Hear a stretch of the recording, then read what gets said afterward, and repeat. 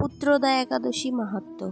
যুধিষ্ঠির বললেন, হে কৃষ্ণ, পৌষ মাসের শুক্লপক্ষের একাদশীর নাম কি? বিধি বা কি? কোন দেবতা ওই দিনে পূজিত হন এবং আপনি কার প্রতি সন্তুষ্ট হয়ে সেই ব্রতফল প্রদান করেছিলেন?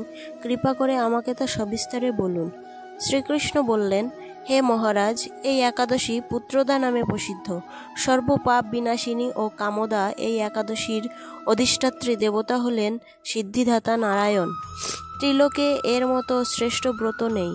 এই ব্রতকারীকে নারায়ণ বিদ্বান ও যশস্বী করে তোলেন। এখন আমার কাছে ব্রতের মাহাত্ম্য শ্রবণ করুন।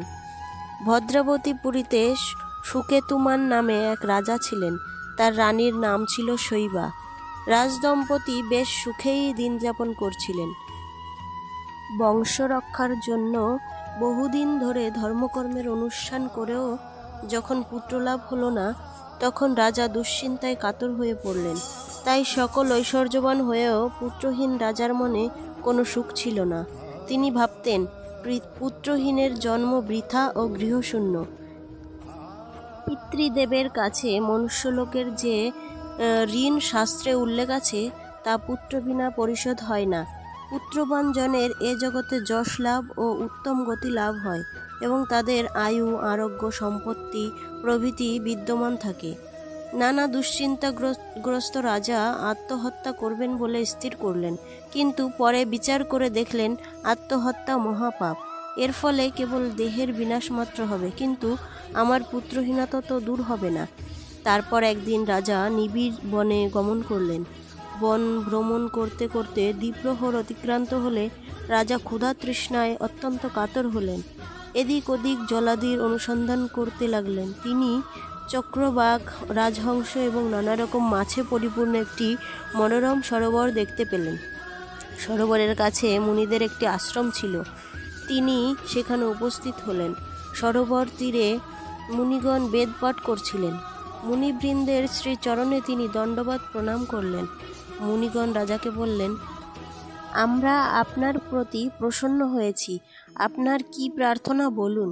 রাজা বললেন, আপনারা কে এবং কি জন্যই বা এখানে সমবেত হয়েছেন? মুনিগণ বললেন, হে মহারাজ, আমরা বিশ্বদেব নামে প্রসিদ্ধ এই সরোবরে স্নান করতে এসেছি।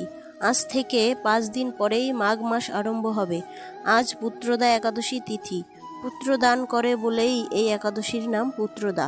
তাদের কথা শুনে রাজা বললেন, হে মুনিবৃন্দ, আমি অপুত্রক, তাই পুত্র কামনায় অধীর হয়ে পড়েছি। এখন আপনাদের দেখে আমার হৃদয়ে আশার সঞ্চার হয়েছে। এ দুর্ভাগা পুত্রহীনের প্রতি অনুগ্রহ করে একটি পুত্র প্রদান করুন। মুনিগণ বললেন, হে মহারাজ, আজ সেই পুত্রদা একাদশী তিথি, তাই এখনই আপনি এই ব্রত পালন করুন।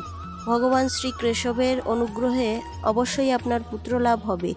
মুনিদের কথা শোনার পর যথাবিধানে রাজা কেবল ফলমূলাদি আহার করে সেই ব্রত অনুষ্ঠান করলেন। দ্বাদশী দিনে উপযুক্ত সময়ে শস্যাদি সহযোগে পালন করলেন। মুনিদের প্রণাম নিবেদন করে নিজ গৃহে ফিরে এলেন। ব্রত প্রভাবে রাজার যথাসময়ে একটি তেজস্বী পুত্র লাভ হল। হে মহারাজ, এ ব্রত সকলেরই পালন করা কর্তব্য। মানব কল্যাণ কামনায় আপনার কাছে আমি এই ব্রত কথা বর্ণনা করলাম। নিষ্ঠা সহকারে যারা এই পুত্রদা একাদশী ব্রত পালন করবে, তারা পুত নামক নরক থেকে পরিত্রাণ লাভ করবে। আর এই ব্রত কথা শ্রবণ কীর্তনে অগ্নিষ্টম যজ্ঞের ফল পাওয়া যায়। ব্রহ্মাণ্ড পুরাণে এই মাহাত্ম্য বর্ণনা করা হয়েছে। হরে কৃষ্ণ।